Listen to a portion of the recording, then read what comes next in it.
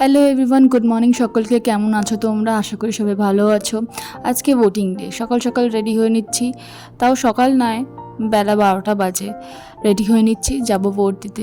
গলার আওয়াজ শুনে বুঝতেই পারছো শরীরটা তেমন ভালো নয়, একটু খারাপ ছিল। সকাল দিয়ে শরীরটা একটু খারাপ রয়েছে, কিন্তু যেহেতু ভোটিং ডে, ভোট দিতে তো যেতেই হবে। বাড়ির সমস্ত কাজ শেষ করে মামুনি আর আমি চললাম ভোট দিতে। কেন কি শেষ করে নিলাম, কারণ যদি লম্বা লাইন পড়ে জানি তো না কতক্ষণ লাগবে, তাই বাড়ির সব কাজ সেরে ফ্রেশ হয়ে তারপরেই আমরা ভোট দিতে যাচ্ছি। তাই চুল ঠুল আছড়িয়ে একটু মুখে ক্রিম লাগিয়ে কানে দুল পরে সিম্পল একদম সেজে আমরা চললাম ভোট দিতে। পাপাই ভোট দেওয়া আগেই হয়ে গেছে, তাই পাপাই ওইখানে গিয়েই ওয়েট করছে আমাদের জন্য। আমরা একটু পরে যাই, পাপাই সকাল সকাল চলে যায় ভোট দিতে। আমরা রেডি, চলো এবার যাওয়া যাক ভোট দিতে। রাস্তায় বেরিয়ে দেখি অনেক ট্রাফিক।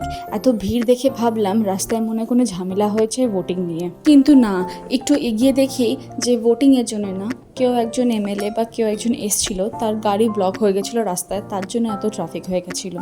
আসলে কি বলুন তো, ভোটিং নিয়ে এত খবরে এত ঝামেলা, এত নিউজ দেখি যে সারাক্ষণ মনে হয় যেন কিছু রাস্তায় ঝামেলা হলেই মনে হয় যেন এই ভোট নিয়ে কিছুটা ঝামেলা হচ্ছে। কিছুটা এগিয়ে দেখি পাপাই আমাদের জন্য ওয়েট করছিল, ওখান দিয়ে আমরা সবাই একসাথে গেলাম। আজকের দিনে সব দোকান পাশার সব বন্ধ থাকে। দেখুন রাস্তাঘাটে কোনো একটা দোকান খোলা দেখতে পাবেন না, আর রাস্তাতে লোকজনও খুব কম, গাড়ি ঘোড়াও তেমন একটা চলে না।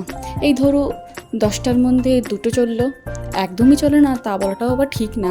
আজকে ওয়েদারটাও বেশ ভালো ছিল, সকাল থেকে মেঘলা হয়েছিল আর বেশ ভালো হাওয়া ছিল আজকে, তাই ওই গরমের মধ্যে রোদে লাইন দেওয়ার কষ্টটাও ছিল না। এই দেখো দেখতে দেখতে চলে এলাম, দেখলাম বেশ ফাঁকাই আছে। ভেবেছিলাম খুব ভিড় হবে, কিন্তু ফাঁকাই ছিল। এই 3-4 জনের পরে আমাদের ভোট হয়ে গেছিলো। ফোন নিয়ে ভেতরে যেতে দেয় না, তাই পাপাই যেহেতু হয়ে গেছিলো ফোনটা পাপাইয়ের কাছে দিয়ে দিয়েছিলাম। আমাদের ভোট দেওয়া শেষ হয়ে গেছে, আমরা বাড়িও চলে এসেছি। ভিডিওটা কেমন লাগলো কমেন্টে অবশ্যই জানিও, ভালো লাগলে লাইক এন্ড শেয়ার করে দিও। Till then tata.